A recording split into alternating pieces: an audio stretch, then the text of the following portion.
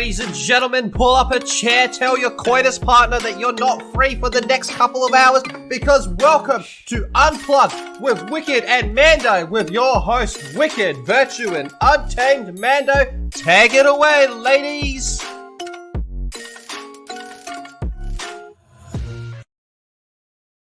What's up, everybody? How's it going? Hello all. How is everyone doing in the chat? How are you doing? Let's say hi to everybody. How is your Sunday going, Mando? My Sunday is going swell. I got to play drums for my church, and we played a lot of really fast songs, so it was fun. Ooh. And then I rode my motorcycle for 2 hours. Nice. That sounds like fun. Thank you, Herschel. I forgot. I've been it's been a very busy day. My day is not even halfway done either. I've just it's been one of those days. I've been kind of running around, tired. So yeah, I forgot to post the link. Thank you. We'll say hi to everybody. I gotta finish my coffee here. I got coffee. I actually put a little bit of chocolate in. I'm so jealous. I'm sorry. When are you gonna be able to I'm gonna probably try and schedule a doctor's appointment in a couple of weeks or something to be like, please, doctor, I can't do this anymore. Coffee, tea, something. What's up, Tara? And Tara, thank you. I got the Ada choker, the Ada necklace in the my PO box. Thank you. It looks really good. I didn't open it yet, but it looks I have it right here, I think. There it is. Thank you, Tara. And thank you, Too High Strung. I'm pretty sure I saw you in the chat. I got the scarf for part of another cosplay that I'm going to be using. Thank you, guys. Very What's nice. up, Herschels? And again, thank you for doing the comment.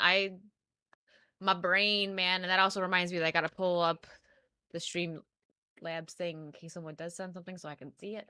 And we are also, we are also live over on Rumble, I think. Let me check. Oh, yeah, we are. Yeah, I am over there. Hello. I am over there. Lulu Blue's here. What's up, Lulu? How are you, my love? Ryan Reaper, good morning. Hey, I'm having coffee, so technically it is morning for me. I have to wake up. Trey, what's up, Trey? Shout out to Trey for sending me an article about Buffy that is probably going to make me have an aneurysm right here in front of everybody. Aneurysm live on stream. What's up, Americas? How are you? Hey, Andrew, how are you? Cloud's here. What's up, Cloud and Gravy? Trying to make sure I say hi to everyone. I felt bad that I missed people yesterday, but the chat was moving so much. It's all good. Only I feel a little upset that you missed several of my chats and comments. Sorry. What's up, Ebru? It's okay. Americans and I we're hugging each other and just comforting. How could you forget about me? It was all good. It was fun. That was a great stream. Oh my god, we got Roman Reigns in the chat. Wicked, will you acknowledge me to help me troll Mazza with the one finger up to the sky? Do it, Mando. For Roman. Mazza's shit. Say it. Yeah. Oh. Yeah, 2 days in a row. I like doing Wicked's World on Saturday, so I might try to do that a little bit more. Even if I just hop on for an hour by myself and just chat with you guys, it's nice. Well, chat messed up on me. There it goes. Okay. It refreshed, it jumped, but then I should cosplay as Camelot. Wow. I'd have to get one of those. Well, I would have to get a muscle shirt, one of those fake 6-pack shirts and a bandana, and that's actually it. It's pretty easy. Yeah. Oh, and a white claw. And you need to have some sort of Roll Tide thing somewhere in the background. Does he have one of those though? No, but he's from Alabama. It's just it would just add to the cosplay. I will. Hello, Lesser Logic. Thank you guys for dropping all the links. Wicked should do an impression of Joe Pesci in Home Alone freaking out. Hello, Cerberus. What's up, Soul Assassin? How are you? Hello. What do you mean? That's not Mr. T. That's Roman Reigns. I didn't know any different. I know. We were in the moment bonding with hair. cosplay stream turned into a half-hour talk about hair. It's fine. Everyone still stayed there and hung out though, so you guys were I still soaking felt up the attacked. I felt attacked. Hello, Mara. How you doing? What's up, Mara?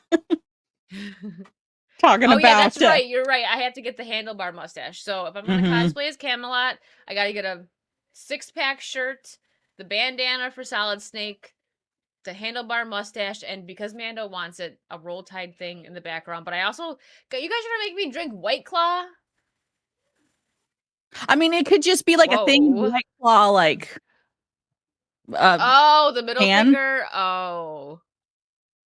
Well, he said point to the sky. I mean, we Yeah, I'll get pointed. some sleeves. Bro, I've got an idea for a tattoo for like my like it's not gonna be a full sleeve, but like a half sleeve. You Ghibli. Oh, yeah, I gotta learn how to make the Ghibli's dance. Well, he does do that. He does it to the. Have you ever watched the full Naked Snake thing? Like, you know when it goes dun dun dun dun dun dun dun dun. He makes his boobs dance. Alabama. Roll Tide. Roll Tide. Gravy's so silly. He likes the weirdest things. And I see Mando over there in the Rumble. Thank you. There's 34 people watching over there? No, 4. Oh, I looked at the wrong thing. There's 4. I looked at the wrong place yesterday, but there still was a lot because I had a pretty big view, like, viewership over there. So that was cosplays. You mean Trey? So let me get like a Jimi Hendrix shirt or something because I think didn't he have a Jimi Hendrix shirt in the one that you put up? Something like that. Think so. I can send you that one. Give me a second. Let me try and find it. Oh, is this find this? Oh, I don't have it. It's not on. So I was gonna do the what thing. Hi, Sonia, but I don't have it on this. So when you on StreamYard, you can have different sets, and I have Wicked's World as a set, and then I have Unplugged as a set. I gotta upload the Y clip for over here since I mean it did originate because of Mando. It was me. It was me, Perry. Oh no. Yeah, we'll be talking a little bit about that today. A little bit about the Little Mermaid. Just smidge. Wicked Morgan will be happening soon. So I have quite the busy week planned. I've been asked to go on some streams. But Wednesday, my kick stream will be Red Dead. So I will dress up as Arthur Morgan. That's when Wicked Morgan will be back. Just for variety. Just for variety. Trey needs a change. See, trying to find this photo of Trey for you. There you go. I sent it. I know, Tara. I got the hat right over there. I actually got a new hat, but I'm gonna wait to debut it. We've got a wild Roto commish in the chat. Roto, are you lost again? I told you gotta get a GPS. They can. I'm sure they can probably put a GPS into your hand where you'd look and be like, "Oh, I'm in the wrong place." We do have one. I can't keep my phone over here because it makes my phone go robotic, or my mic go robotic. I guess her phone turned into a dolphin. Okay. All right. So we both have some stuff that we have to do in a little while. So we have to make sure we don't go over the time today. I know you guys love it when we go on our rant. So we should start because I'm probably going to lose my mind when we get to that Buffy article. I'll save that for the middle. I could get a shirt with a Camelot's upper body printed on it. Well, let's send him a message and ask that. For anybody wondering what people are talking about, I was asked to cosplay Camelot now. I mean, I guess it's only, that's a really good idea, and I should always be Roman Reigns whenever I'm playing a game with Mazza. Agreed. What's up, Ian? So, he should have. Oh, I'm sure he does. America's just calling him out. But if Cody was here, he'd be like, "Yeah, you want it?" And then America's probably be like, "Yeah, send me it." What's up? What's up, Azurum? Am I saying that right? Azurum? Sounds right. 66. Oh, Mando's loading. Hold on. AOL sound starts playing. I was trying to think, like, what could that, like, cause it's order 66. Uh-oh. Oh, we've got a Mazza in the chat. Mazza. Look who's in my chat. Fight. I'm joking. I'm not gonna cosplay as Camelot. It's just a joke. I mean, I do have this sound on my. If I did, it would just be a joke on stream. I have that on my soundboard now. It's perfect. Oh yeah. Ooh. Everybody's like, "Get Maz out of here! Get him out!" Oh, Azure Worm as Azure Worm. It means blue dragon. Oh, Azure, like Azure the blue. Gotcha. Thank you. Like Azul, like the color in Spanish. Get him out of here. Get him out of here. All right, we're gonna start with. Let's go in like a little soft and start with this. Mando. Shout out to Mando, even though both of us find the articles on here, but this one was specifically Mando. Yep. There's a reason Henry Cavill has exited the studio. There's a reason Henry Cavill has said, "Nah, fam, I'm out." And it is probably this right here. I can about bet it is this right here. Part of it, yeah, because I mean, he did say. So Anna explained it yesterday, and I believe her because I think everybody knows how much she really loves Henry. And she said that because I heard two different reasons as to why he was gone. The one that he had in his contract that if they strayed too far from the story, he was going to leave. But then I also heard that he thought he was going to go back as Superman, so he bailed on The Witcher. So it's kind of like a mix of both. It wasn't one or the other. But he did have like where he said if they strayed too far from the story, he was going to be out. So he's out. And they're stupid for that because he was, he was their moneymaker. I had to play, like Anna said it, but my brain is just like, bleh right now. She did explain it way better on my stream yesterday, though. Hokies is over there on Rumble too. Thank you. We got 7 watching. Thank you, guys. And I got the hiccups. All right, so let's get into this. Yes, Mara. Yeah. Well, for any of you who've played the Witcher games, this is Dandelion. In the games, he's called Dandelion. In the books, he was called Jackster.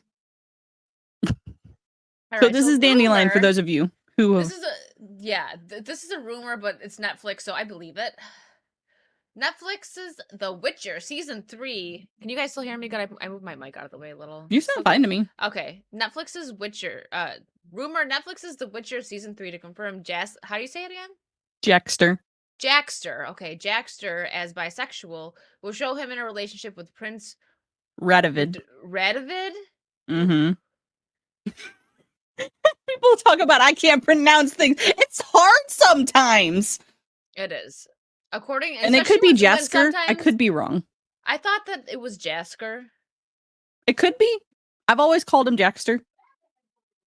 Yeah. And it also doesn't help when these people that write the articles misspell or will mess up.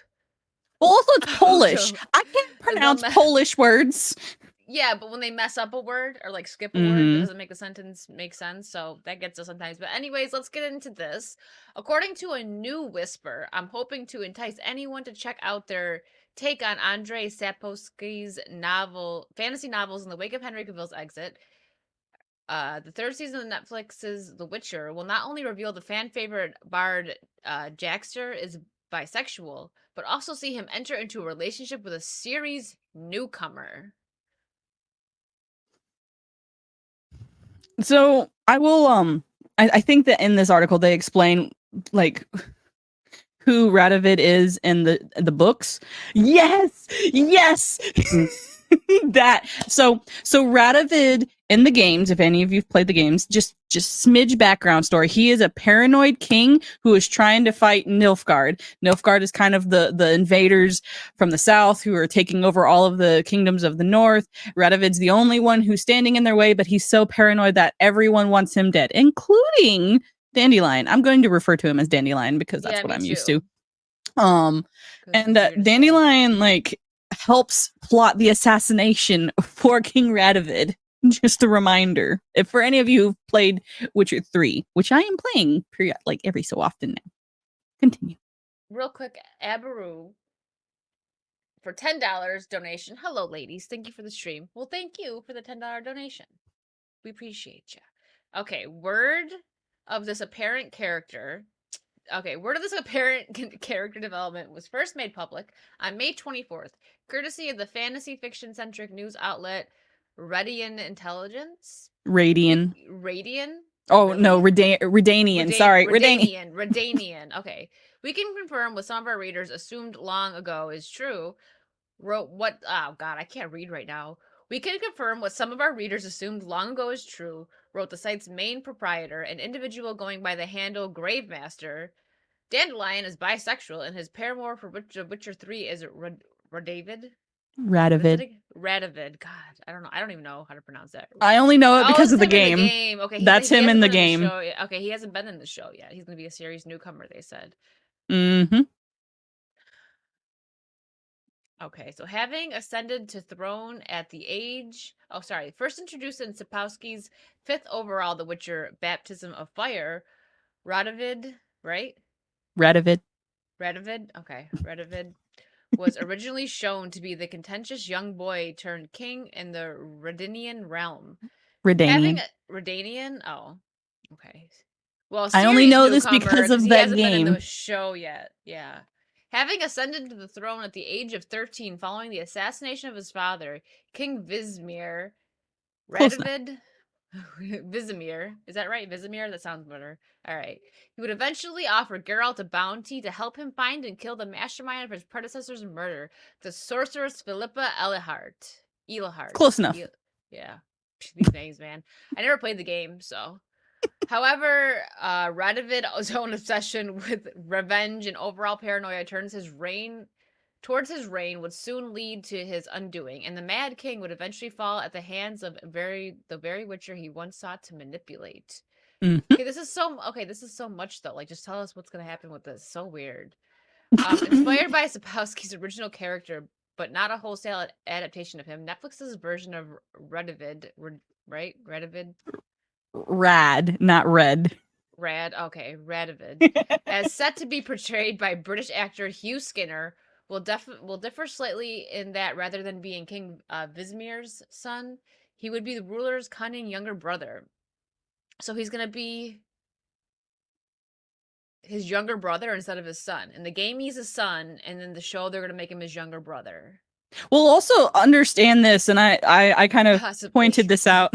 Not sure yet. So Radovid is king when he's 13. Jackster, or Dandelion, is much older than him. How are they going to have a relationship? There you go. Okay, so Gravemaster further noted that a scene in a previously leaked but now deleted audition tape for the role of Radovid. I said it right that time? Radovid? I forgot. I keep forgetting. How do you say it? Radovid. Radovid? Oh, I'm saying it close. I'm close. Radovid. Okay. Radovid, submitted by Shadow and Bone actor Jesse Badger, wherein the young prince is seen flirting with Dandelion, replete with a teaser request for the bard to show me how to play your instrument. This is dirty. He made it into the final cut of season 3, or at the very least, a very close version of it. Further, the Scooper asserted that the Scooper asserted, is that the name of the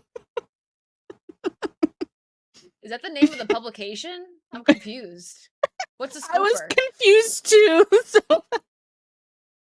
Okay, there are moments of flirtation and chemistry between Radovid and Dandelion later on.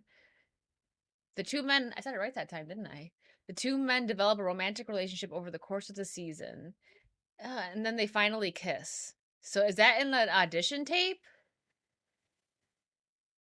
I think so. What the hell? The rumor was published by Redanian Intelligence just one day after the series showrunner Lauren Schmidt-Hurish teased a romantic arc for Dandelion in the upcoming season. all the while noticeably avoiding using any gender-specific language.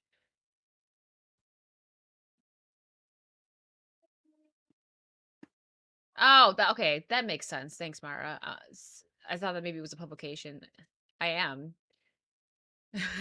Just freaking out. Yeah.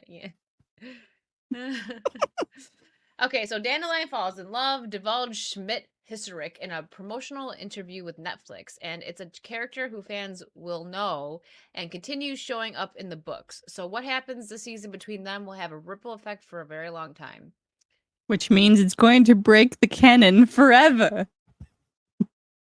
He's having his hot girl summer. Oh.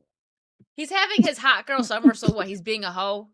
Jokingly added the character's actor, Joey Beatty. It's been really rewarding to see his love life told in a very visual way. We ensured that these romances are told truthfully and sensitively and carefully without resorting to stereotypes. Hopefully, we've created something that is special. Listen, I don't even want to finish reading anymore. We don't need to. But okay, we'll end with this one. In fact, the Bard is regularly shown to be a notorious womanizer whose exploits include sneaking away from his own concert to visit a brothel in The Last Witch, seducing and then skipping out on a young woman to whom he was giving music lessons to in The Witcher, and being caught by Geralt via the megascope in Loch Muin. How do you say that? Moeen. Loch Muin. Okay, in bed with a woman recounting tales of their shared adventures in The Witcher 2: Assassins of the King. Okay. What the heck? Yeah. So to be clear, I've never I don't play the Witcher games. I've only watched the show. I didn't read the books. I didn't play the games, so I'm sorry. I don't know the names, guys. Like that's what Mando's here for. You were fine. For someone who knows nothing, it's fine. It's fine. Like I was just internally cringing. I know a little bit, like from people that have, I've seen some of the game, but yeah, exactly. Which, please, really sassy today. Check the Rumble. Ian, thank you, Ian, for the $15 Rumble rant. Imagine if Hollywood makes a film about Oscar Wilde. Let's make him go. Wait, what? Oh, God. Yeah, so the thing that's that's upsetting, King Radovid is a huge character in the games. I've not read the books either, but in the games, like as far as like him in the Witcher 2 and Witcher 3, he's a main character. He is also not known to have any sexual escapades. Really? Yeah. So I have seen a bit of the game, to be fair, but not enough to where I know these like deeper characters. I've seen some Geralt gameplay. Yes, I've seen Yennefer. I've seen Triss. I've seen a decent amount of gameplay. I'll eventually play it. But yeah, I don't not deep into it where I know the king's names and all that. And I'm aware that the show strayed very far from the real story, which is why, yeah. But yeah, it's one of those like why Radovid of all of the people he could have possibly slept with. Again, since they're gonna stray from the canon anyways, from the actual story, just bring in a new character. It's not that hard.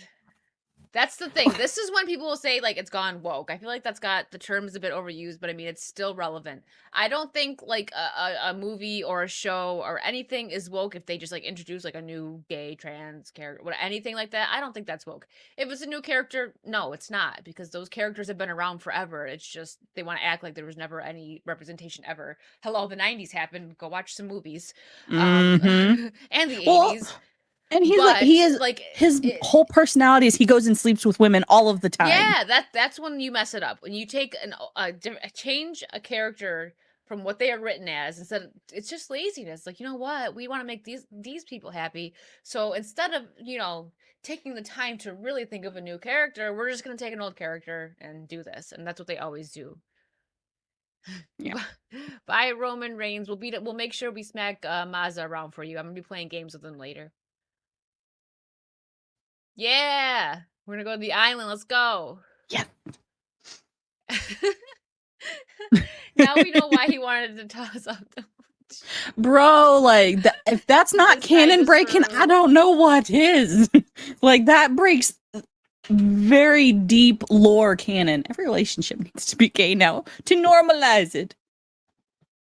You were taking one of the biggest womanizers in all of the Witcher franchise and you are making him bi. Bye bye bye. Bye. All right, on to the next topic. We started with that because we feel like this one's a little bit better. I mean, it's not bad. So we already the state of play, we already covered. We know what's coming out this year. So I just grabbed an article that has the 6 biggest announcements from Sony's PlayStation Showcase, which was just a few days ago. Yeah, so here we go. If you missed the major event, here are the major reveals and announcements, which I actually did miss the event. So here we go. State of play. Yeah, apparently. Oh god. All right, so Sony kicked off a summer of gaming events with a bang. The company's PlayStation Showcase was more than an hour of rapid-fire announcements, surprises, and trailers, including a new piece of hardware. You can watch up on everything. Oh, sorry, you can catch up on everything that happened right here in our story stream. But if you're looking for the biggest news of the day, this is the place. The rumored handheld is real. Sony is making a handheld again because the last one went over well. Like nobody bought that. What was that? Wait, The there was a Vita? handheld? Yeah, it was the PS Vita, right? Isn't that what it was? Huh. Chat, I correct don't me. know. I didn't have it, I so didn't hear of it until just right now. but yeah, see, it was the Vita. Are you okay, Roto? Oh, the Did you have a stroke? PSP.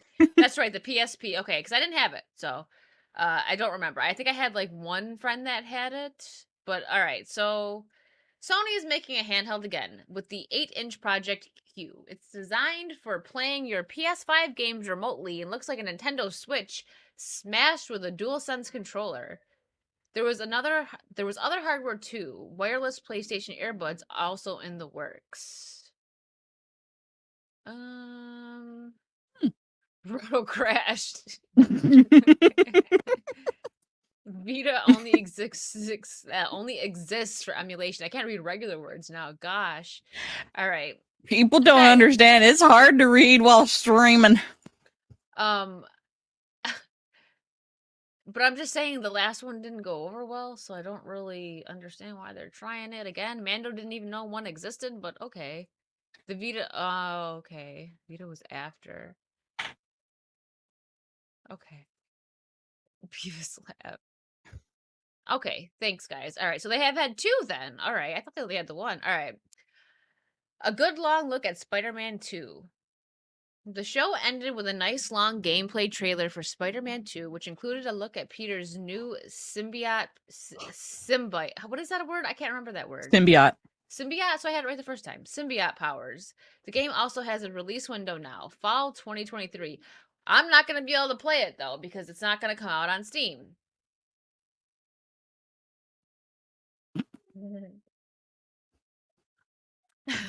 That's funny. So he's unnaturally excited for the Snake Eaters remake. I think a lot of I actually have quite a few friends that are big Metal Gear fans. I think, which that's coming up next. So I'm excited for Spider-Man. But I'm not going to be able to play it because it's not going to be on Steam they're probably going to do what they did last time, which it was like 6 months after the release they put it on Steam. So it's a Sony or PlayStation exclusive, and then 6 months later, excuse me, it'll be available on Steam. So I'm gonna have to wait, unfortunately. But I'm gonna wait because I'm not. You probably can't even buy it for PS4, and I'm not gonna buy anything for PS4, and I'm not getting a PS5. So a Metal Gear remake. The year of remakes continues with a new version of Metal Gear 3 Snake Eater. It's a project that's been rumored for some time, and now Konami has finally confirmed that the game is in development. It's coming to PS5, Xbox, and PC. Well, look at that. PC.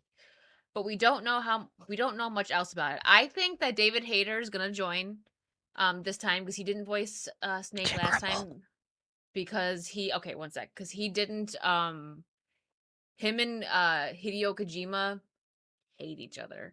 and he's the one that created it, but Hideo Kojima does not own Konami anymore. So I think they would be pretty dumb not to bring David Hayter back, who's the original Snake. So we'll see, but that's just I got 2 cents from somebody who's a very big Metal Gear fan too, and who, I knew that they didn't get along, but since if he didn't like Hideo, then I'm guessing since he has nothing to do with it, he's probably gonna come back. Mark of Reality, thank you so much for the $5. Eric July calls the re-identified characters white hand-me-downs. The Falcon has been a character since before I was born, and I'm old, but now in 2023, he's a new Captain America. That's a good way to put it. I've talked about Aba and Preached. They've covered this. They were talking about it on a video they did for Little Mermaid a while ago. This was before, like when there was just like not even a trailer released yet. But they were like, when you take traditionally white characters and make them black, you're giving us crumbs, and we want a full meal. I always say that because I thought that was very powerful of that. Like that. I like that they said that because it's true. Oh, he's confirmed for being on board? I didn't know that. Okay, see? Makes sense. What's up, D-Day? He's probably gonna bust Snake's ball even more than the OGs. Probably. Gonna give him a mommy complex. Mommy! Yeah, he's not the CEO anymore. Probably a good thing considering Konami almost went belly up and had to resort to manufacturing pachinko machines. Eek. I can only offer crumbs. But okay, so are you guys excited for the Metal Gear remake? I think it's going to be interesting, especially if they get David Hayter back on too. People are just going to lose their minds. Oh, original fans, anyways. Bungie returns to Marathon. I don't know this game. Do you? Nope.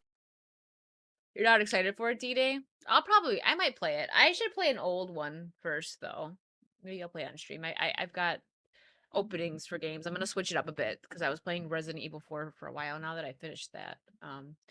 Okay, so the developer is best known for Destiny and Halo, but the newly crowned PlayStation Studio is returning to its roots with the sci-fi shooter Marathon. It won't be PlayStation exclusive though, and it is coming to both Xbox and PC with cross-play and cross-save support. See, that's smart. Why don't all games do that? I don't know what this is. Maybe I'll like it. Maybe I'll see gameplay and want to play it. I have no idea. But I don't know why more games don't do that because they think like, do they think I'm gonna go out and buy a PS5 to play one game? I'm not. So, stop doing this exclusive crap. Well, they think and granted, I haven't seen the number, so I don't know if it's true or not, but they think they make more money being exclusive and then opening it up to the wider audience. I don't think you make more money when you cut out other audiences. No, I don't. I think it's dumb. I think you're just like prolonging the money that you're gonna make. You know what I mean? Like, oh, you know what? Well, let's make more in 6 months. Like Spider-Man's a big property. People love Spider-Man. Like me, I would get that just like I got Resident Evil 4 as soon as it dropped, I would get Spider-Man right away. That's the reason why I haven't actually played Spider-Man games because I don't I could get the last one that was released. It's on PC now, but I mean, sometimes the hype dies down or you get all the spoilers and it's like, well, now I don't want to play. But okay, what's next? Ooh, the Assassin's Creed. I'm excited for that. This will be good. The next Assassin's Creed has a release date. Assassin's Creed Mirage, which promises a return to the more straightforward Assassin's action of the earlier games, is launching on October 12th, but don't worry, there's a lot more Assassin's Creed in the works as well. Nice. I should probably get that. It's on Steam. I should get that. I'm excited for Assassin's Creed Mirage, going back to the OG style of play. Yeah. That's what they should do. They should have. I don't know why they with Skull and Bones, like why they didn't just like extend on Black Flag.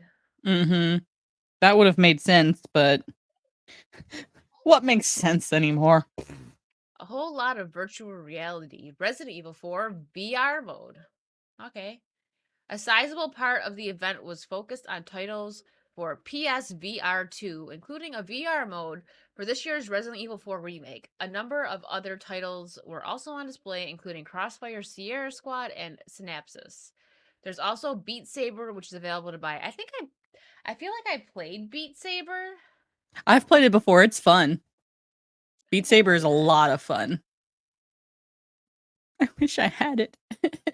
I probably never stream. I would only be on Beat Saber. I know. It's No, not Meat Saber. addicting. Beat Saber with a B.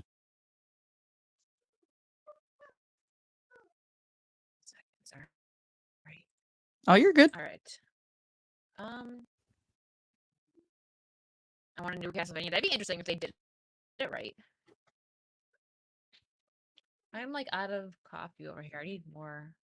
I was also outside today and it's hot as heck over here. Like, I mean, what else to do? But You live in Florida now. That is just kind of a way of life now. yeah, I feel like it just like drains a little bit. When I can take a nap, then it's good. But I gotta get used to it because I can't take naps. All right, It's this the will wake me up. humidity.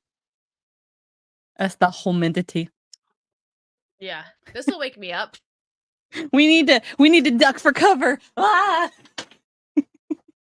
So screen rant is at it again.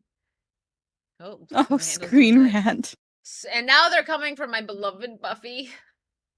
Screen rant. I mean, it was a matter of time. Alex Keenan, published 1 day ago. This is by Alex Keenan. Alex Keenan, you're about to get roasted. So Buffy's reboot can address the original's complex legacy. There's nothing complex about the legacy, first of all. Like, I'm only gonna make it like a sentence and then have something to frickin' say. Like, oh my gosh. Okay, so sorry. Yeah, it's almost 90 here today, and it was humid. She's just like, hold on a second. Let me wind up. All right. Not my Daphne. Well, she wants some. I think that we might actually see Camelot as woke Daphne. He said he'll do it, so I can't wait to see it. Because she said, and you know what? I should tell him to at Sarah Michelle Gellar and be like, "Am I fabulous enough?" He will. Come on, like he won't. Yeah, he is. I agree that Joss Whedon is a douche, but he made something amazing with good writers back in the day. So here we go. While the supernatural drama Buffy the Vampire Slayer was groundbreaking for its time, it was ahead of its time. It has gained a complex legacy that a reboot could address. No, just leave things alone. If you don't like the way something was made, and I'm not even saying this just because I love Buffy so much. If you don't like how something was made, then just, okay, hey, we didn't like that. It sucks. Leave it. Okay, it doesn't suck, but if you feel that way, just leave it alone. Maybe make something new. I don't know. There's an idea, but Holly Weird just wants to touch everything that was good and ruin it. So, okay, well, the Buffy the Vampire Slayer reboot has been put on hiatus, which I hope that means that it's never going to get made. I never want to see the light of day. If a Buffy reboot happens, my channel is going to turn into... I'm going to be raging wicked, and I'm going to be talking crap about it, because it's not going to be good. Listen, it's not going to be good. Especially, just wait till you read let's get a little more into this article. It was good. Back in the 90s, they had Willow was a gay witch, right? So, there you go. I mean... Oh no, wait, they had gay people in the 90s? I didn't know that. That's a new thing. There's no representation anywhere. We'll get into that in a minute, though. Let's start this stupid article. Well, the Buffy the Vampire Slayer reboot has been put on hiatus. It would behoove studios to produce one in order to address the original show's complex legacy. I'd like to know what they mean by that. Oh, I'm sure they're gonna get to it. Buffy the Vampire Slayer is a cult classic for a reason, because it's good. Lauded for its strong, multifaceted female characters. Yeah. It's the craziest thing. They had strong female characters that weren't perfect, and they weren't Mary Sue's. Freaking imagine that. They had flaws and everything. What? Okay. And emotional storylines. However, in the 25 years since the series first aired, the show's legacy and cultural impact has grown complicated. Largely due to the many allegations surrounding Buffy creator Joss Whedon. How does that change anything that has to do with the show? That's real life. He was a douchebag. He still is a douchebag. He pretended to be a feminist. He's not. But how does anything that he did in his personal life have anything to do with a fictional show? Can somebody answer that for me? Because I don't understand. I'm loading right now. I'm trying to figure out. Oh, so Joss did this one time, so this episode of Buffy is crap now. No, I don't. Okay. So the writer was a douche. So now the show is complicated. Okay, so does that mean that every movie that Harvey Weinstein had anything to do with is crap now? Are we gonna go that far? Because I feel like he was worse than Joss Whedon. By far. So, I mean, if we're gonna go there, am I wrong? Am I wrong? If we're gonna take it that far? Um where was I? Largely due to as a result, how the fans address their relationship to the show in light of these allegations and where the franchise goes is nuanced, but could be helped with a Buffy the Vampire Slayer reboot. That won't help anything. That won't help anything. Why did I think it would? Hi, A2. But the chat. Okay. But no, seriously. That's so stupid. How are you So what? Are they going to reboot it and make like every male a wimp and make every woman just like Mary Sue and to like I Butch don't know. lesbian?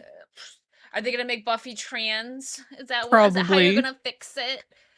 Buffy the Vampire Slayer tells the story of a chosen one, Buffy Summers, Sarah Michelle Gellar, who is the Slayer, a girl destined to battle the monsters and demons of the world. At her side are her best friends, primarily Willow, Allison Hannigan, Xander, Nicholas Brennan, and mentor Giles, Anthony Head. The story began with the characters as students at Sunnydale High, but ended with the characters progressing into their adult lives. Throughout 7 seasons, Buffy and her friends defeated world-ending evil several times, in the process often tackling complex social issues such as child abuse, violence in schools, and domestic violence. They tackled a lot of issues. I love the picture. What a douche. He is, though. Why the original Buffy TV show has a complex legacy. Here we go, guys. This is what we've been waiting for. Since the series ended in 2003, Buffy the Vampire Slayer's legacy has become more complicated. One on hand, there are a lot of positive messages in the series. Yeah, like female empowerment, but it doesn't shove it down your throat. And it's so I talked about this with X-Ray Girl, and I know most people agree with it. You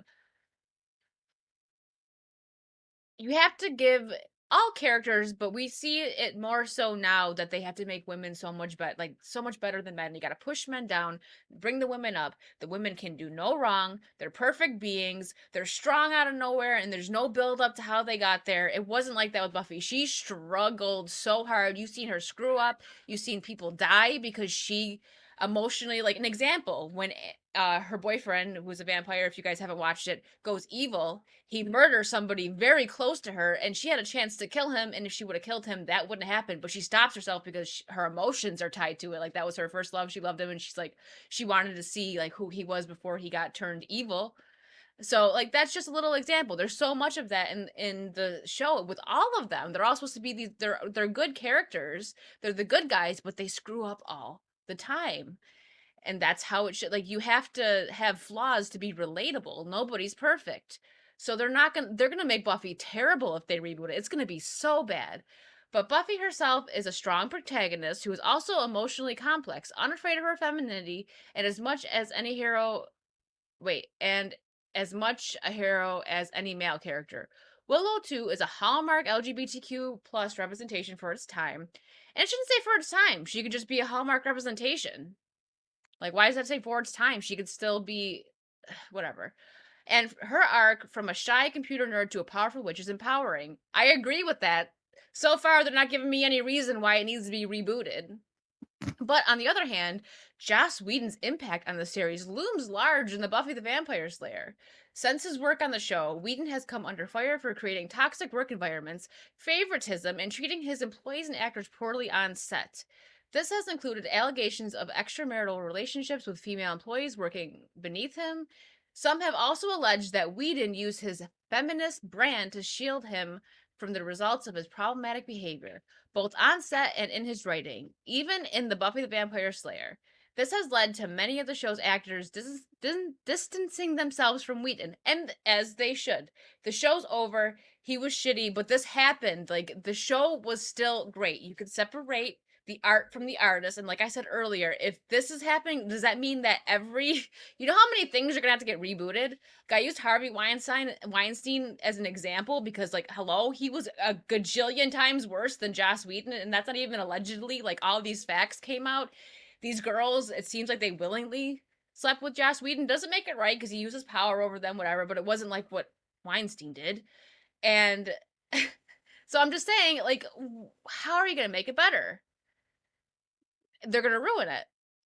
Yeah, say Trey's right too. Kevin Spacey too. I'll get with chat in a minute. I just want to get through this article because I'm gonna be like having some rants here. I've already probably did about a 10-minute rant. I don't even know what time it is. So while the weakness in Buffy the Vampire Slayer as a result of Whedon's influence, so the weakness in Buffy the Vampire Slayer as a result of Whedon's influence. So because of what he did, it makes Buffy weak. There's a weakness. I don't understand that. That doesn't change the storylines, the writing, and what happened. Okay, and the negative impact he has had on those who helped him create the series can never be fixed. True. So doing a reboot, why don't you just leave it be? You're not going to make anything better in the show. Like, are you going to bring people on it that worked on it before that were hurt by him? Are they going to be happier making another show that he still created the character Buffy the Vampire Slayer in all of them? Like, if they do a Buffy the Vampire Slayer reboot, which, do you really think he's going to let them do it without him as a part of it? No, he has to own the rights. I'm pretty sure he does. That's his character. Makes sense. So I hope he doesn't. Listen, I don't really care for Joss, but don't you dare give up the rights to this. I don't want to see this crap. So while watching the original Buffy the Vampire Slayer, it is nigh impossible to untangle Whedon's influence from the series, despite its good points. He doesn't even put himself in the show. Like, I mean, yes, he's the writer, but to be fair, there was a lot of females too, writers that did a lot of the actual writing on the show. So okay, and he is always likely to profit from any viewership revenue the series generates. So again, if they do a reboot, who's gonna get money? Joss Whedon. The hell? If a reboot were created without Whedon's input, how? It could give the franchise back to the fans. The fans still have the franchise. If you guys reboot it, then we don't have it. The real fans don't have it. This is going to be a Star Wars thing. You're going to see me lose my damn mind as it happens. Back to the fans while producing the series in a kinder, less toxic way. Huh? Kinder, less toxic way. I don't understand what that means because the show wasn't toxic. The main behind the characters were scenes, kind. maybe? I guess, but that's just so stupid. Just let it be. This is the dumbest article I've probably ever read in my life. I'm losing brain cells right now, and I need them. As well as this, the Buffy the Vampire Slayer reboot could allow the series to further invest in the positive elements where the original only scratched the surface. 7 seasons for like 40-minute long episodes. They only scratched the surface. Okay. This could include fixing the lack of diversity. There it is, ladies and gentlemen. They used that word. Yeah, that's what it's all about. That's what it is. We got it. The lack of diversity in Buffy the Vampire Slayer and removing the male entitlement rampant throughout the series, particularly in Xander. Xander was basically the only one of the Scoobies. Now, if you don't know the show, that's what their group was called. Buffy's friends that helped her. Right here.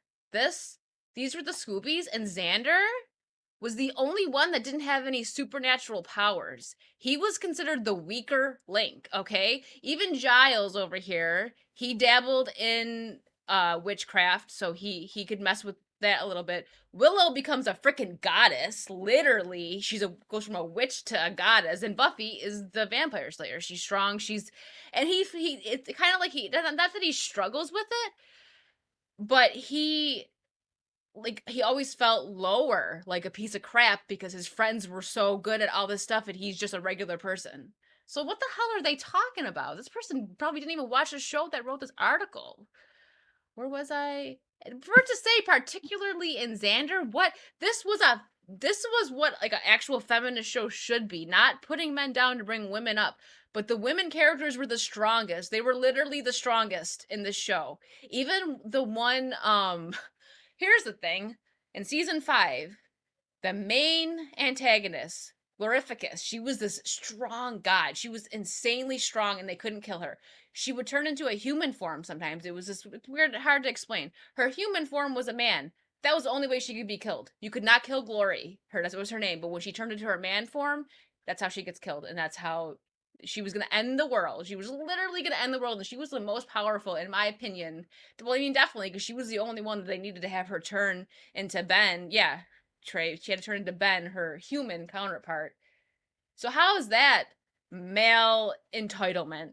Are you kidding me? A reboot could also increase the number of people of color on the show and diversify the core cast, which stands in stark contrast with the minimal black characters in the original. As well as this, a reboot could include more LGBT plus representation and avoid the barrier gaze trope that appeared in Buffy the Vampire Slayer season 6. Oh, shut up. Willow and Tara were amazing. They were a great couple, okay? They were a gay couple. Listen, Tara, when she died, I cried. Okay, she was great. And then they introduced Kennedy, who annoyed me, but that was the girl that Willow ended up with when the series ended. And to even further it, they end up even making Buffy gay or bi or something in the comics. Okay, so don't. Just don't. Even beyond the potential to fix the weakness from the original series, Buffy the Vampire Slayer deserves a reboot. No, we deserve not to. I don't want it. I'm gonna go nuts if they reboot this. Because the story is strong enough that it deserves to be free of the weight of Whedon's influence and the tainted legacy that comes with it. Buffy the Vampire Slayer was an inspiration to many viewers and had a defining impact on the entertainment industry. Just because it had so many positive impacts does not mean that current audiences should not be critical of it, nor that it could even be celebrated in perpetuity. Instead, a reboot provides the opportunity to grow beyond the original in every way and leave behind the past toxicity. This article is the shittiest article I've ever read in my life. Sarah Michelle Gellar should be involved in Buffy's reboot. Well, no shit. Of course, I don't want there to be a reboot, but like, oh, hello, she's Buffy. Of course, just because the original Buffy the Vampire Slayer creator was problematic does not mean everyone who had a hand in creating the show should be tarred by the brush. For instance, if the reboot could include some members of the original Buffy the Vampire Slayer cast, especially the original Slayer, it would be both fitting and beneficial. Gellar would not even need to be the star of the show, though an older Buffy who has progressed from hero to mentor would be a great way to include her, but she could still be involved in production as an advisor or work in the show's development. But yeah, it would be so woke. She'd be like, oh, let's make Buffy a man, somebody fabulous. Besides granting the reboot some validity and gravitas, including Gellar specifically would help purge some of the bad aftertaste left by the original Buffy the Vampire Slayer series. There's no bad aftertaste. It's an amazing show. This is especially true given the way Gellar has spoken out protecting the young cast of Wolfpack. Oh gosh, that show was freaking weird. Another supernatural series in which she is both an executive producer and actor. If Gellar were to bring the same attitude from Wolfpack to Buffy the Vampire Slayer's reboot, she could be instrumental in the new series avoiding the original problems and creating a better work environment and by extension, a better viewing experience overall. Better viewing experience. This show is great, and like back in the day when you didn't know what was going on with Joss Whedon, nobody cared. Like, what's this person's name? Alex Keenan? Ugh. She lives in Colorado and is writer for Screen Rant. Well, that right there, just your shit. Okay, we'll go on the next thing in a minute. I have to check Rumble. Hold on one second. Well, Trey is taking shots in the chat because he's the one who sent that to you. Yeah, I'm going to do the chat in a minute, but I just wanted to power through that. Mark of Reality, thank you so much for the $10 Rumble rant. I heard that they were also coming for Firefly, which I think was also written by Joss Whedon. Yeah, it's part of the Buffyverse, actually. Spike from Buffy was supposed to make a cameo on Firefly, but we didn't get a second season, and they wrapped it up with the movie Serenity. But still, leave them all the F alone. I agree. And Real Patriots Party, thank you for, I see you over there. This, I'm trying to process this because, like I said before, if problematic writers and directors and producers make something that was amazing, whether you agree that it was amazing or not, it has a fan base. I am a huge fan. That is my favorite show. So I'm clearly a huge fan. So does that make every work that was ever done by someone disgusting? So does everything need to be rebooted now? Is everything tainted and bad because there was a bad director? That's what I want to know, because I think that Harvey Weinstein was a gajillion times worse than Joss Whedon, because he took advantage in worse ways. He did way worse things to actresses, but he got a bunch of awards and stuff.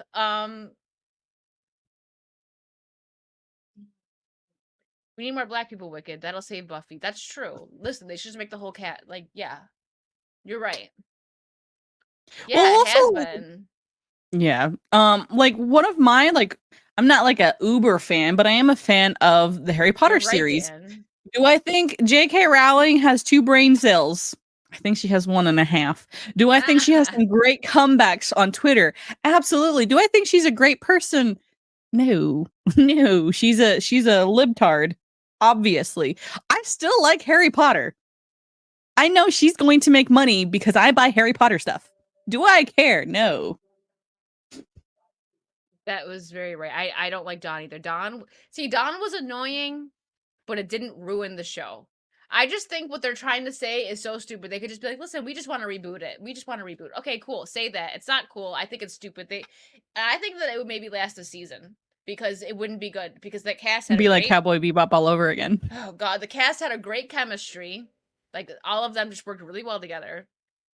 And the fact that, again, Buffy wasn't a Mary Sue. She even though she had super strength, super healing, and all that, she was still relatable for anybody. It doesn't matter if, like, I said this before, when I was a little girl, if I seen like a black woman portraying a character that I liked, I didn't think like, oh, I don't see myself in that girl, so I don't like it. No, if I liked a character, I liked a character. It doesn't matter. Like, people freaking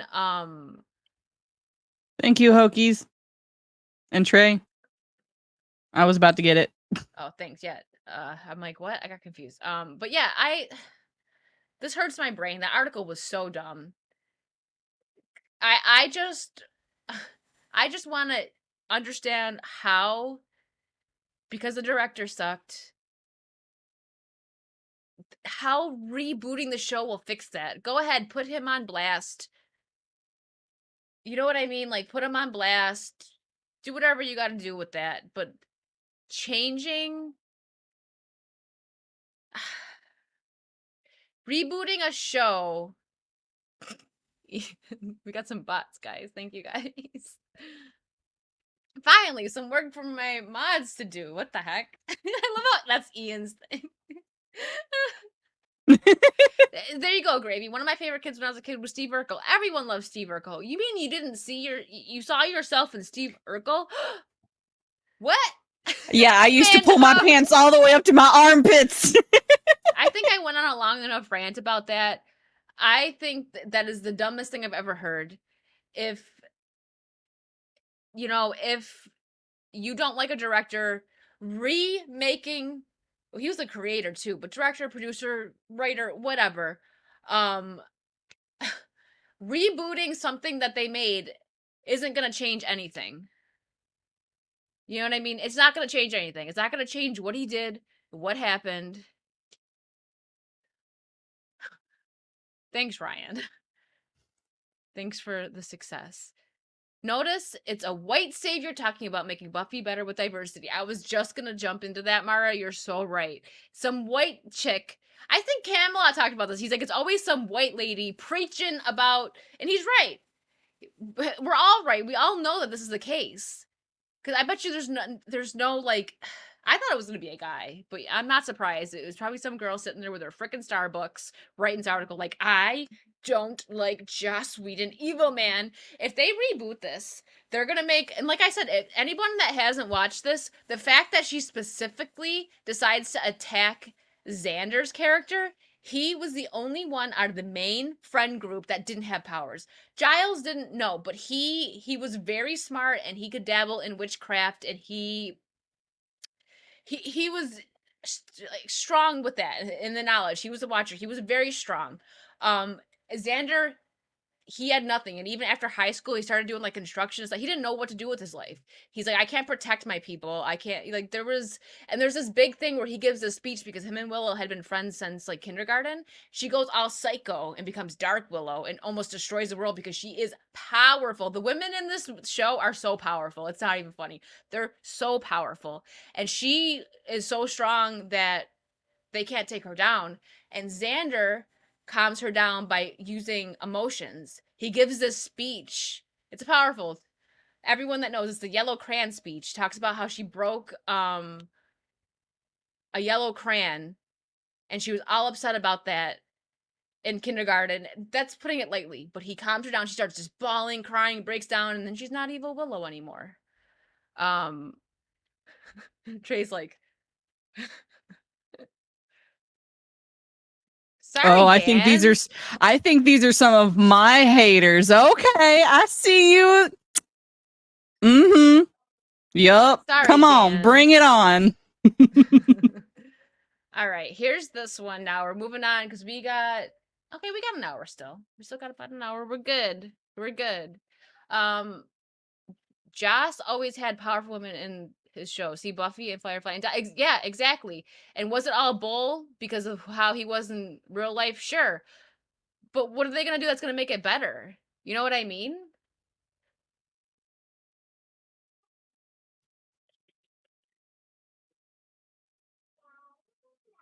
Hold on. Okay. Go ahead and put the channel on slow mode if you can, because I think the bitches are still gonna keep on. How do I do slow mode on here? Jeez, I never had. I think you have to go to YouTube proper. Side?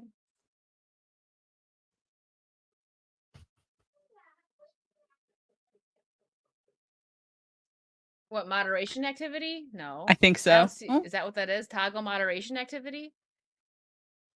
Mm,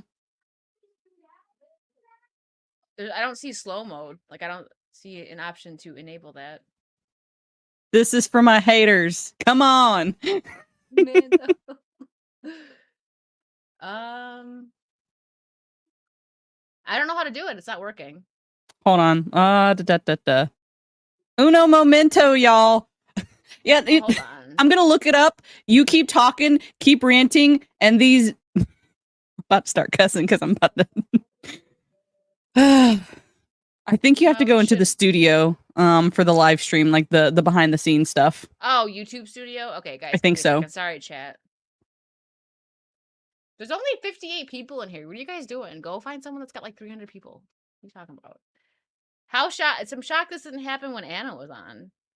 Everyone was ready. My mods were like, they were ready when I had Anna on. They're like, all right. Oh, no. Look, so while you're working on that, do you want me to tell you the story behind why these assholes are being this way? They must have a few accounts too, because I'm just going. Oh yeah, no. There's this dude. So Mara, you'll remember some of the people. Like, so where do I go? Sorry, I'm in the YouTube studio. Okay, so slow mode. Y'all got this. Moderators, give me a second. I will go. So, I think you have to go to this video on YouTube. So I think you'll go to. I know. I think so too. Well, they should let me do it easier. So I have to go to. I don't think I can do in content live.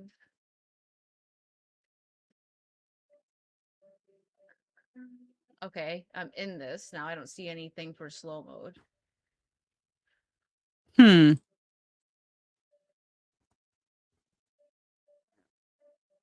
Give me a second.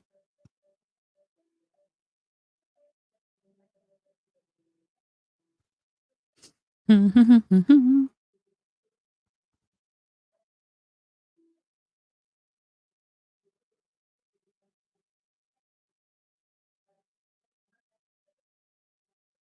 I'm looking. Da. Half of the people coming out to throw Joss under the bus had no problem to go back and work for him with the new Buffy shows after. Yeah, listen. You know what? Actually, while we're doing this, I gotta find. Hold on.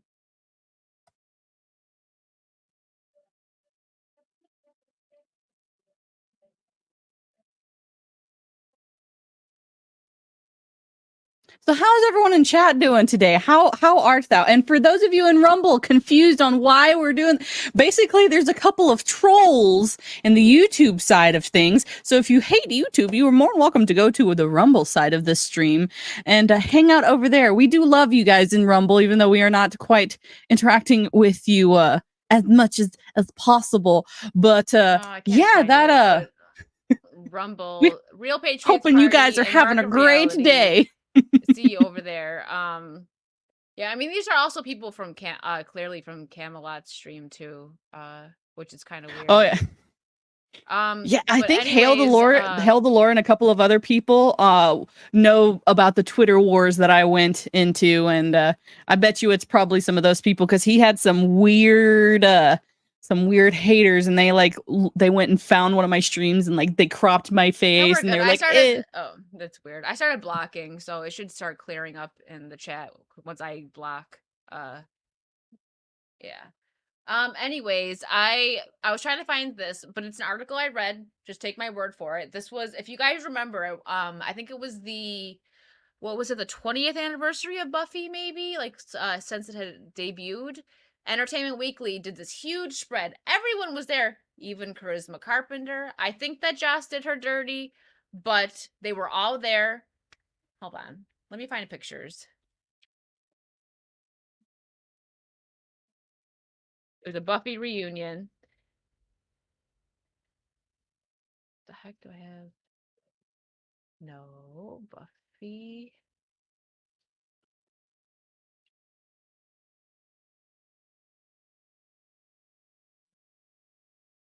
Let me get some images here. Here we go. Here's one image. Why is it not? All right. Sorry. Here we go. Present. I'm just going to show a few different pictures from it. They're all fine with him. Look at him. He's like in the front. Oops. Like, they all seem just fine being there with Joss Whedon. And there was an interview. Let's see if I can find the video. Oh, that's 44 minutes. I wanted something quick, like a clip. But anyway, Sarah Michelle Gellar says she wouldn't want there to be another Buffy. This was a couple years ago. She wouldn't want there to be another Buffy or a reboot or anything if Joss wasn't involved. She said it. Those are her exact words. So she was obviously fine. I'm not going to say my thoughts on her relationship with him back in the day. I'll keep that to myself.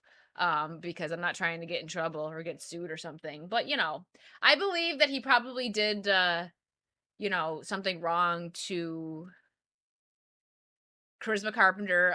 Especially now, if they're gonna, I don't want this rebooted, but Angel was a great series, but they screwed up Cordelia's character. She had the biggest development. She went from this prissy, rich, snobby, rude teenager that just had all the anything she wanted she could get, right? And then they bring her over to Angel. She moves from Sunnydale to where's it, Hollywood, California, where LA is where they move. I think so. Sunnydale is in California too. But then she moves to LA, was where Angel goes, where they try to do his reboot or his continuation, his story, and it worked. Her character development was great. She goes from that to being this sweet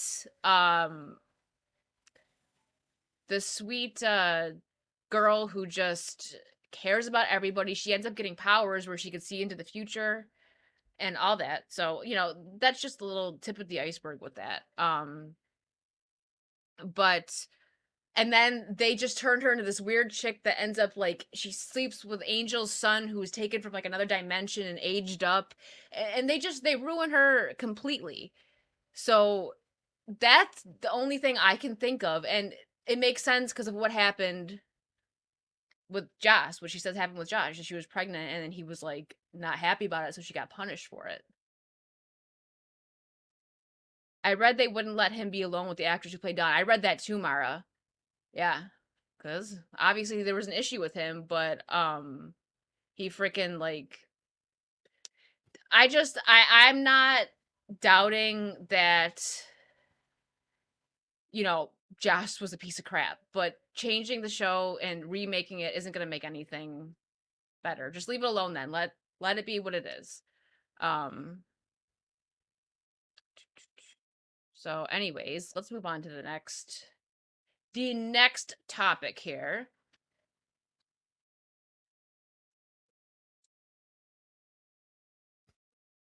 Well, I'm happy we're entertaining people today. Oh yeah, it's great. This is fabulous. Yeah, so I guess you just kind of feel bad for people who have no lives. Only Americas. Okay, anyways, The Little Mermaid, Chinese state-run media warns Disney to stop pushing racism narrative around fairy tales or they will lose their magic glory.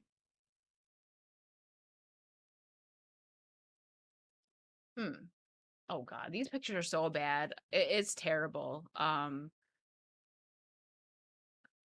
sorry. All right, so in an article published this week, Global Times specifically called out the Walt Disney Company for pushing political correctness with the casting of Halle Bailey. I said her name right this time. I always want to say Halle Berry just because of the way it looks. It's Same. Halle Bailey as Ariel in The Little Mermaid. They claim Disney's decision to cast a person of color as the lead in The Little Mermaid seemingly was made to break stereotypes and promote equality. But so far, the negative reactions outweigh the positive ones. Well, yeah, because they're not doing it because they want to be diverse or anything. Like, if they actually cared about being inclusive, I know I've said it before, but I'm going to say it again. If they actually cared about being diverse and inclusive, they would take the time to make new characters for like a black woman. You want to make a new, they have Tiana, but I mean, you could make a new black princess. You could give us some new animation. But why do Tiana when Disney. you can just race swap somebody who's already there? Yeah, and it's like Tiana's already there though, which makes no sense to me. But really, Disney, there's something you could do. You know why you got started? Animation. It'd be nice if you could give us some more animation. How about you give us a nice new colored Disney princess? That'd be cool. I'm for it. Give us a nice new story.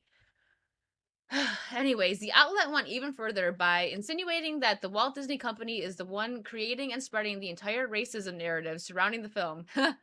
You don't say. The controversy surrounding Disney's forced inclusion of minorities in classic films is not about racism, but its lazy and irresponsible storytelling strategy.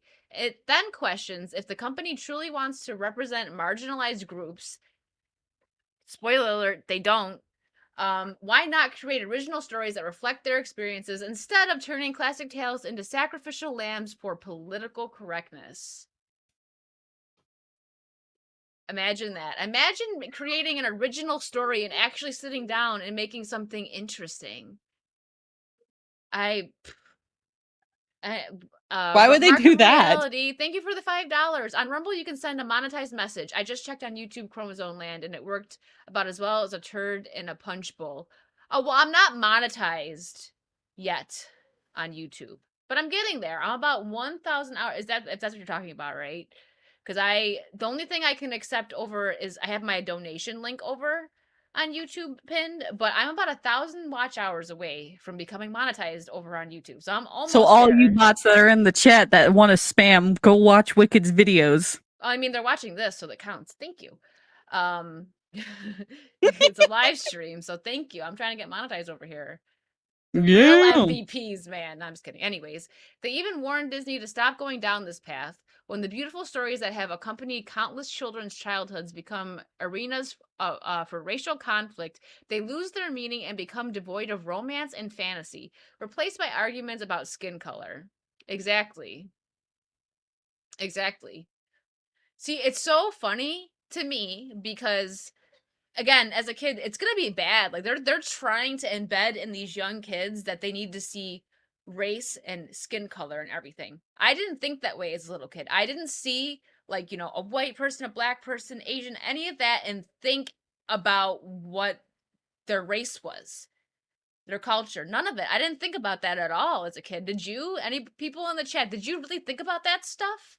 I didn't. And Bro, I used to watch anime when I was younger. Like, I didn't care. I was like, oh, that's cool. They have blonde hair because they power up. They're trying to, they need this race war to be real. So that's why they're doing stuff like this. And I think it's disgusting. I don't, and then the people like us that are calling it out, they're trying to label us as the bad ones. But it's like, no, we are actually fighting for keep things the same because we don't need to see color and everything. But give us new stories. We are all for representation and diversity. Do it, but give us new stories instead of taking old characters and being lazy as heck about it. Like, I just like the dude dressed as a bat. Yeah, Dragon Ball Z. Yeah, see, nope. Exactly. It's just ridiculous. So let's continue the article. Not only did Global Times warn Disney to stop pursuing the strategy in another article published earlier this week, but they also noted that the controversy that they insinuate is being created by Disney. Being created by Disney is being used by American leftists to push political correctness on Chinese audiences. On every audience, really. The article begins by discussing recently reported poor pre-sales in China for The Little Mermaid. The article alleges that a number of people are using these poor pre-sales to target Chinese moviegoers and accuse them of racial discrimination. Oops, I think someone was accidentally blocked. I have to go, I think someone was accidentally blocked in that. Hold on. Let me fix that. I think Trey is unblocking him. You're still sharing your screen. Oh, well, hold on, guys. What the heck? This is why I don't go after trolls online, because it's not worth it. All right, YouTube Sorry. Studio, it's fine, but it's just not worth it because they have no come way. to you, Wicked. I'm sorry. Settings. I think Ryan accidentally got clicked there. My bad, Ryan. Yeah, he Hold did. on, I'll fix it. I'll fix it, Ryan. We know you love us. Yeah, when you're just clicking on 15 messages and the chat's moving, sometimes things happen. Oh, wait. Did Trey already get him? I think so. You got him, Trey? I don't see him. Oh, wait, you guys can block, right? So just block these people. You got it? Okay, yeah, just block them, because I didn't know if you guys could do it or not. All right, let's go back to this article. Sorry, Ryan. He's probably like, oh, what happened? Okay. The article begins by discussing recently reported poor pre-sales in China for The Little Mermaid. Yeah, duh. It notes that ticketing site Mayan reported that the film had only sold 85,000 worth of tickets as of Thursday. The article alleges that a number of people are using these poor pre-sales to target Chinese moviegoers and accuse them of racial discrimination. Well, at this rate, I'm going to be monetized. Thank you guys so much for coming and watching my stream. This is a lot of people. Even if it's one person, it still counts. If it's one person, then damn. Trey, why are you touching people? Trey! The movie alleges that a number of people are using these poor pre-sales to target Chinese moviegoers and accuse them of racial discrimination. Not only does it claim they're using the poor pre-sales to make accusation of racial discrimination, but it also claims the accusation is done to impose their politically correct standards on Chinese audiences, and use this to sow discord between China and African groups. I don't know. I seen that and I was like, oops, oopsies. Where'd it go? From there it also points to a poster that The Little Mermaid depicting actress Halle Bailey with blue skin, while a U.S. poster shows her with her natural skin color. It specifically claims that numerous commenters are using this poster to hint that Chinese audiences are racist. It also asserts that the Walt Disney Company released a Chinese version of the U.S. poster. They did. Just like they did with Star Wars, where there was little mini Finn. It doesn't mean that the Chinese people are racist. It means that they're telling Disney to chill out with it. And so Disney releases things different over there. That's what that means. doesn't necessarily mean they're racist. I mean, maybe they are, but it still means that Disney is changing things. Mara, you don't know where they've been. The article, I'm guessing their mom's basement with Cheeto dust fingers.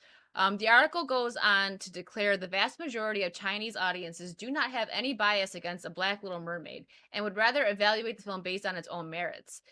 It then specifically takes aim at American leftists, saying they are imposing their own politically correct values on Chinese audiences, expecting them to embrace the film the same way as Western audiences have. This expectation is unreasonable since Chinese don't have such political correctness, as the country's modern history is more about being invaded by Westerners rather than colonizing or oppressing Black people. Instead, China has always maintained brotherly relations with Africa and has never needed an atonement mentality prevalent in Hollywood. The Global Now Times that part article I don't says- believe. Why is my mouse is like jumping around? Yeah, so what, this one, China has always maintained brotherly relations with Africa and has never needed yeah, I don't believe that either. I had to reread it. So, after discussing China's relations with African countries, it concludes by making another accusation. Western white leftists, Neetons, what is that word? Neetons? Using their political correctness to kidnap Chinese audiences in naked cultural hegemony. Oh, what are these words?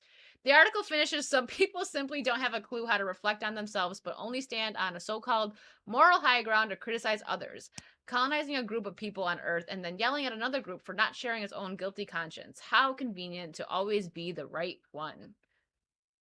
Global Times had previously published an article in 2019 discussing Bailey's casting as Ariel and asserted that Chinese audiences aren't buying into the casting decision. A lot of people aren't buying into it.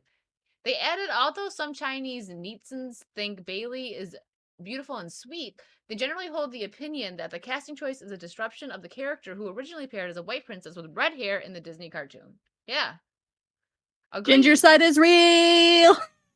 I mean, it is. You'll make a joke about it, but I seen there was this circling the internet, the Twitters. Yeah, a friend of mine, Salty Traveling C, he actually compiled a thing and like showed all of the redheads being ginger side, and it's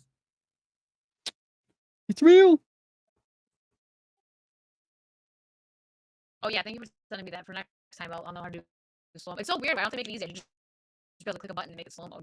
Yeah, that's one of the reasons I really enjoy Twitch. Like with the you slow it down. Their chat is definitely better. Yeah, in that sense. Okay, I guess while we're on Little Mermaid kick, I might get clipped for this, but I will just I'll just delete it. It'll stay on Rumble though, so let's play it because it'll still be up on Rumble. It might be okay, but I don't know. Disney, they're me. Share system audio. We're not gonna play the whole thing. We're just gonna get a little view of the under the sea. Sebastian, if you had just seen it up there. The ship rode on the wind, and they filled the sky with fire. Okay, listen to me. The human world is a mess. Life under the sea is better than anything they got going on up there. The vibe right away is off. Like, first off, yeah, well, it won't take my watch hours away, Herschel's. It would just, I would have to clip this out. But I'm just gonna, like, clip through this little, it's only a minute long. I'm not playing the whole thing. Oh, I'm not. Don't worry. This is it, Reaper. I'm Robo-Wicked again? Is it back? Is it still messed up? That's good now. Okay. Oh, I'm repeating now. You're repeating? I'm echoing. I don't hear an echo. They do though. Oh no. Oh, it's this. The same thing happened with I'll just be quiet yesterday. Okay, well, we're gonna close this in a minute. So, Sebastian, nightmare fuel. And these parts, like with the fish, I'm just clipping through, like right here. Wonderful. This is all they have. That's so, to me, I'm not trying to be too overly critical, but that's lame. Because in the, I mean, come on, the original Undersea, that was a bop. It slapped. I'm Xing this out so that Mando can talk. I don't know why it's doing this. When I share a video. It's fine. Like, I'll just type out my responses. Even like grown men would be like under the sea and they'd be jamming out to the original. It looked so good. They had all the fish. It was so funny. like all the silly fish, like when who was it, the fish in the bowl is lucky, and Gasu Gombion de plate, like all that stuff, you know what I mean? That was silly. It was so colorful and pretty, and that's one thing that I can't stand about these live action movies is that they take the bright prettiness they did the same thing. I didn't watch any of the Peter Pan and Wendy show, but Neverland is this bright, beautiful, lively place, and they made it dark and dingy to cover up shitty CGI, and they're doing the same thing with Little Mermaid. And it's like, what the heck? Yeah, so if I get clipped for that, I will just all I have to do is go into YouTube and clip it out and it'll be fine. It did that on my freaking stream with Lethal and Maza. Of all things, we were watching a couple like anime videos and stuff. Of all things, 10 seconds, I think it was maybe Universal when and this was just something stupid we were talking about, and I didn't even have the sound playing, but it was when Ashley Simpson did that stupid dance when she got caught lip syncing, and she was like, and just like went off the stage. So I played it, and I got clips for that. Like, it wasn't a strike, it was just a claim or whatever. But I had to delete that because it took my video off. So yeah, I don't know. Okay, but we're gonna end with this stupid Target stuff. Now, you guys know I'm sure, like, if you've been here a bit, you know that I really liked Target. I used to love Target. Ariel joining on the song, which makes no sense given it's convenient for her to stay under the seat. That's weird. Yeah, she doesn't. She's supposed to just be sitting there, like, zoned out, daydreaming. Would you rather watch Crank over the Little Mermaid remake? I mean, I've never seen Crank, but probably. Something triggers bots on YouTube and Universal's a pain. Yeah. So, Target, they've been pushing an agenda for a while now. And it's really I used to love Target. I shopped it all the time, but now I won't because they're just doing too much. They're doing way too much. So Target gave 2.1 million to LGBTQ group that urges school to hide kids' gender transition from their parents. So, like, well, hey, these bots are giving me views, so thank you. Thank you so much. I appreciate it. I need the watch hours, guys, so thanks. That to me is ridiculous. Now, this is why people are gonna homeschool. Like, I think homeschooling is definitely it's definitely a thing because teachers and schools should not have input about what your child does, especially in this sense. Like, if you go to your homeroom teacher and you're like, I want to transition, and you're like, oh, I'm gonna keep it for your parents, that is disgusting. People are ridiculous. So Target has donated 2.1 million to an LGBTQ advocacy group. Advocacy group. I can't even talk right now. I'm getting so tired. That has pressured school districts to not tell parents if their children identify as another gender. The retail giant, which has been, and their stock is going boop, which is good. Yes, that's what should happen. That you got to hit them where it hurts, which is their money. The retail giant, which has been the subject to widespread boycott calls in the wake of protests over its Pride collection, has partnered with the Gay, Lesbian, Straight Education Network, a teacher group founded in 1990 with the aim of creating affirming learning environments for the LGBTQ youth. GLSN also has opposed efforts by legislators to ban LGBTQ books with sexually explicit themes. Yeah, any book. I don't care if it's LGBTQ. There shouldn't be sexually explicit theme books in schools at all. Like, not even high schools. Like, high schoolers will find that where they need to. Yeah. Anyways, Target and GLSN share a belief that all children deserve the opportunity to learn and thrive in a safe environment, said Lisha Ward, Executive Vice President. Okay. The voices and stories of the students and educators in this documentary show how far we've come as a nation and give us hope that all students can reach their full potential and be proud of who they are. Spoiler alert, if a little girl wants to be a tomboy and dress like a tomboy, that doesn't mean she needs to turn into a man. Me! I am not a man, and I am a tomboy. Like... Gravy said hit them where they tuck. Oh my god. GLSEN has been among the organizations that have urged states and school districts to refrain from notifying parents whenever students decide to socially transition their gender. Okay, so that's a new term. We learned something new today. That's better than getting surgery, okay? Because then in 2 years when they're like, "Oh wait, I just liked to wear baggy clothes." It's not like, "Oh hey, I think I want to have a Yes, penis Blabs, now." I am not a man. Hi, Blabs. Everyone say happy birthday to Blabs. Happy birthday. Save the tomboys. Growing up, I was a bit of a tomboy. I didn't dive into, but I definitely didn't think that I needed to be a boy. I just played with the boys all the time. I was more of an outside playing. Like I did play with Barbies and stuff too, though. See, But nah, I mean, I would blow off I, the I, Barbie's heads. I did. I didn't get into like being super girly until around, I would say maybe more middle school. So like when I was really young, I yeah, I was more of a tomboy. I preferred playing with the boys and getting dirty outside, rough stuff. Good to know. I was kind of confused, Blabs. Thank you for clearing it up. Well, apparently there's I'm kidding, also Blabs. some This is bots in the beautiful. chat that are saying that I'm trans, and so I just want it to be known. I am a woman, and a biological woman, and I've always been a woman, and you bots can just move on with your lives. Yeah, and I'll quote the SpongeBob thing. I'm ugly and I'm proud. I'm ugly and I'm proud. Yeah. I don't know what happened, but you know what? I just got a bunch of bots giving me watch hours, so joke's on you. School leaders told the Washington Post that not notifying parents is necessary in order to avoid outing children who could be in harm's way at home. One controversial practice used by some schools in at least 18 states, the District of Columbia, and Puerto Rico, is having teachers use new trans names for children in class, but then reverting to the original dead names when talking with parents.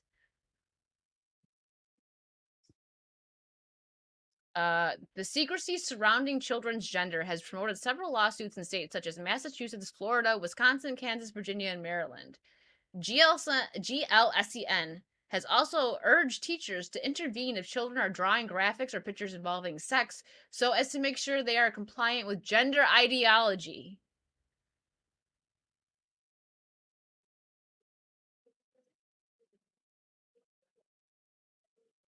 Hold on, we're loading right now. What? These articles today, we're just loading in our brains. So when students are creating their own surveys, if they want to include data for biological sex, teachers need to be sure they include both intersex and other as choices. See, that's ridiculous. Everybody here, if you have kids, when you have kids, homeschool them, hire a tutor that you thoroughly friggin' investigate. If Because, any my of you are God. curious about homeschool and want to know more information on my channel on Literary Souls, I interviewed my friend Smile a while who was homeschooled, and she was a homeschool advocate. She actually had legislation passed in Minnesota for homeschooling. So like I know a lot of information if you now. can find it, put it in the chat for everybody, like the actual video. Okay, give me a moment. Yeah, Target said Tuesday it was removing some items from its stores and making other changes to its LGBTQ plus merchandise nationwide ahead of Pride Month after intense backlash from some customers who confronted workers and ripped down displays.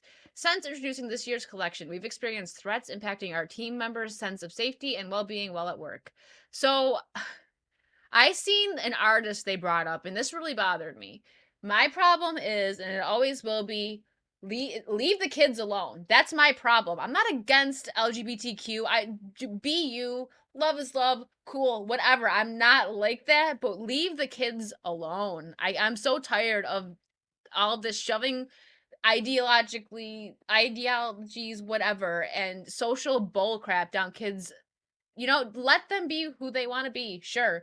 But when you tell them who they should be, that's just as bad as what you're claiming that you're trying to go against. Like, just leave the kids alone. Let kids be kids. When we were growing up, we never, again, me and Mando both were, tomboys. I didn't start becoming girly until about middle school.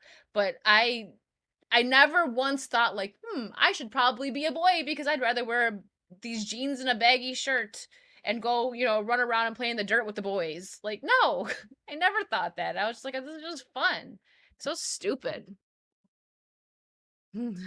Coincidence? I think not.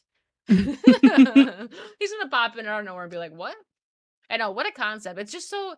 That's my thing. These people are just completely gone, man. I would say therapy, but I don't even think that'll help. I'm gonna go over. Real Patriot Party said boycott a Target 5 years ago. They betrayed everything American. Bud Light's market cap is right on. Target flushed them both. Yeah. So I was somebody that really liked Target. I just enjoyed shopping there. But now I don't even want to step foot in there because again, once you're involved, leave the kids alone. I'm so tired of it. They had an artist, and when you look up this artist's work, I can't remember their name, but I seen people posting it on Twitter. That I think it was he, I don't know. But he freaking like would make art coming at straight people.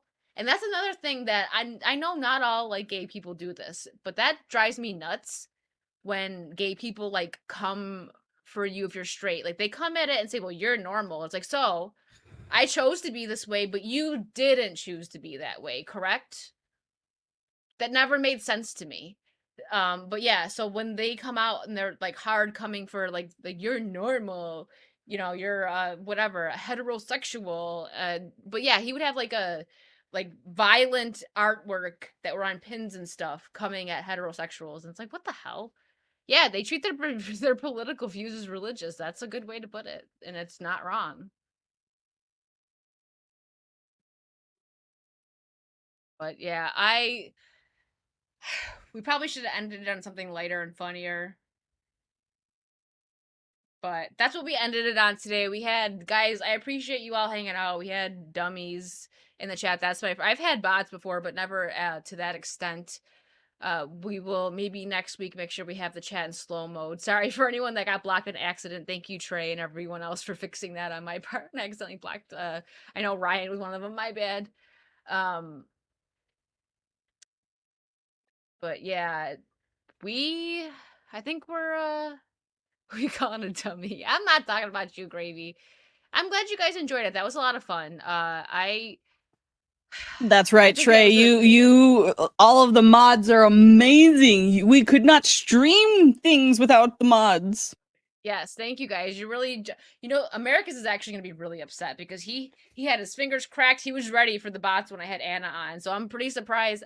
I mean, I'm also not surprised because that probably brought some flack too. I had her on, so now there's more attention on me, so they're coming. And then Mando got into her Twitter argument. What's up, boss? How you came right? I mean, that was like a week ago now, though. Yeah, that's what I'm saying. So I think it is because I've been hanging out with like Anna, Camelot, people that get a lot of flack, which I don't care. Like those are my people, y'all. Leave them alone. I'm gonna be like that Chris, what's his name with the sheet? Leave him alone. But no, really, this was a lot of fun. I learned Trey likes dudes and he touched her trunk. Apparently, I'm Yes. also trans. And I'm ugly. Own it, everyone. Well, didn't one of them say I was ugly too? I don't know, and I think I'm owned by somebody, like Nick Ricada maybe, but they didn't spell his name right, so I don't know who I'm Yes, owned by. it was basically Nick Ricada, whatnot. Hello, Jacob But Ironside. they spelled his name wrong, so They I don't did. know who actually owns me because it wasn't Nick Ricada. They spelled it wrong. Anyways, yeah, I mean, hey, I got better things to do than go in someone's chat and talk crap. So you know what? Let's just pray for those people and hope that they find a hobby or something. Right. I mean, yeah. Also, you hate LGBTQ plus. Oh yeah, blah, yeah. de blah, I de forgot blah. about that. I forgot about that. I am terrible. I'm just. Why do you hate? Yes, they did say I was ugly. Yeah, because they said something about like I don't know whatnot. Something about something. But guys, I'm sorry for anyone that's just now coming in. We gotta end. We got some stuff going on. In 20 minutes, I am gonna be playing Uno with Blabs, and I'm pretty sure Mazza and Lethal as well for her birthday. I'll be on there for about an hour, but then I'm gonna be on Kick at what time is it? At 8 p.m. Eastern, playing a little bit of the play test for Texas Chainsaw Massacre. It ends at midnight tonight, so that's why I had to hop out of Blab's birthday celebration early because I haven't had the chance to really play this. I plan on making a video and everything. I will spoil a little bit and say that I played a couple rounds this morning because I just wanted to, they didn't accept me to do the play test until like a half hour before my stream with Anna yesterday, so I was like, oh shoot, I don't have time to play. So yeah, Kick at 9 p.m. Eastern, so in 2 hours. I'm sorry, 8 p.m. Eastern. And what time is it? 7? Yeah, I'm playing at 7 with Blab. Sorry. At 8 p.m. Eastern, I will be playing a little bit of the Texas Chainsaw Massacre game. And I'm going to tell you guys that I really enjoy it, and I can't wait to play it with friends. It releases in August. So after this, there will be no more gameplay released. But I have high hopes for this. This is going to be a fun squad game, guys. Like this, it's like Dead by Daylight, but there's so much more to do. Listen, it's good. It's good. It gets a A++ for me. So if you guys aren't busy at 8 p.m. Eastern, hop on over to my Kick and watch some gameplay of Texas Chainsaw Massacre. And what does Do Mando it. have going on this week? Well, Monday is Memorial Day, so I think I probably actually will stream. I don't know if it's going to be a super long one or a short one or something, but and Tuesday, Jacob Ironside, I will be on his channel. We are going to be talking about stuff and things because my brain has just gone to mush and I forgot about what we're going to talk about. But yes, I will be on Jacob Ironside's channel Tuesday and Thursday. We will have some Sea of Teens. And then Saturday will be Literary Souls, I believe. Yes. Oh, yes. So this Saturday, it's going to be a huge Literary Souls episode. It's going to be me, Smile a While, Alaja, and then I have a special guest who I need to double check that she's confirmed. We're going to be talking about The Lion, the Witch, and the Wardrobe. We're going to be doing the Summer of Narnia, and this is part 2. So please try and see if you can make it this Saturday at 10:30 a.m. Central Standard Time. We're going to be having so much fun. Last time we did the panel, it was a blast. And yes, it's going to be great. I'm excited. And no, Tara, this is a different game. It's not Dead by Daylight and the Texas Chainsaw Massacre game are 2 different games, 2 different developers. Yes, no, this one isn't out yet. The people that are making the Texas Chainsaw Massacre game, they're Gun Media. They're the same people that made the Friday the 13th game. Behavior is the company that made Dead by Daylight. So two totally different games, but Leatherface is still going to be in Dead by Daylight. So if maybe that was what you meant. But yeah, no, they're 2 different games. And Krista Joe, we're actually ending. I know we're getting ready to end. Sorry. But yeah, and I have a bunch going on this week. Just check my Discord and social medias. I'm gonna be on some streams this week. Like I got a very busy week coming up. I'm excited. So look out for it. I'm not gonna say anything here. I'll let you guys just see what's going on my socials. But yes, 8 p.m. Eastern on Kick. Hop on over if you want to see some of the it's play tests. You had to sign up for this, so that's why I'm trying to jump in and get it done, because at midnight tonight it's done and you can't play any more of the play testing. So all right, thank you guys so much for playing. We love you guys, and a special shout out again to my mods for handling all the dumbness that was happening earlier. Yeah, so we will see you next week. Unplugged will be on Mando's channel, and we'll see you then. All right, bye guys.